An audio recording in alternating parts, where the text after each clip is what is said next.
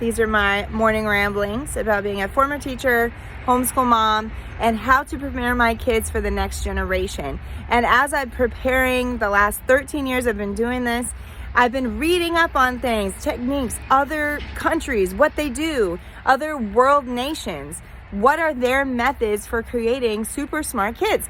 So one of the books that I was able to read was The Smartest Kids in the World. Very enlightening, highly recommend. And they were talking about how America is number 2 in the world for spending, but number like 25 or 30 in the world for performance and educational standards. And what are the top 4 countries in the world doing to make them stick out and different? We have Finland, Canada, Poland, and South Korea are all performing in the top 4 of the world for performance. And their kids are considered the think tank of what is working in our world. And something that came up in this book that was amazing and just earth-shattering is the lack of technology in a lot of these countries.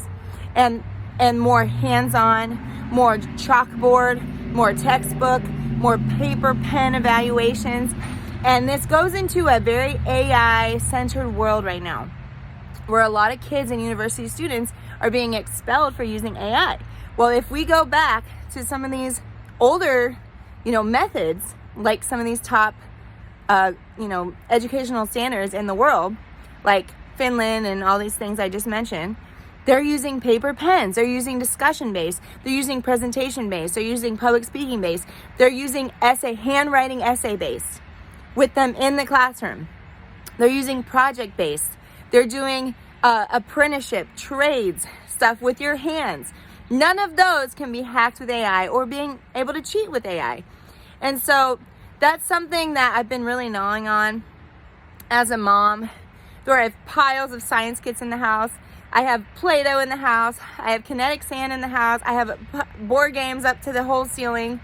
And it really solidifies my decision to go old school and do paper pen workbooks, journaling, handwriting, being outside, connecting with nature, going on trips, taking my family 6 weeks out of the year. We'll travel, we'll go camping, like old school camping, like in a tent, in like an old like RV travel trailer, wherever we can find, and just connect with nature and problem solve through board games, through coaching, apprenticeships. We both own businesses, so my kids are with us on the job site, learning the trades, learning the skills that we have to provide for their family, cooking with their kids, all of these things that I never really know if it's going to be like successful or not, because nobody really knows.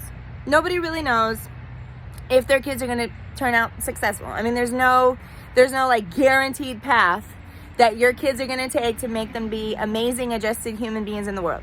However, according to research, if you do things, old school things, like talking with your kids at dinner, playing a board game, taking them on walks, having relationship building things, you are more likely to have well-adjusted humans that are doing good in the world, have great critical thinking skills, problem solving skills, and all those things.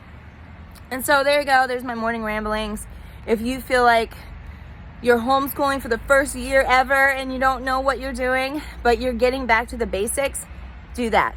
If you've been homeschooling for a while and you don't know if there's like a goal end in mind, or you don't know if your kids are like learning anything, or you don't know if you're doing a good job, read The Smartest Kids in the World. That book is a journalist that traveled around the entire world, interviewed thousands of kids, went to a lot of schools, got all these samplings to try to get what is a formula that we need to raise healthy and happy kids.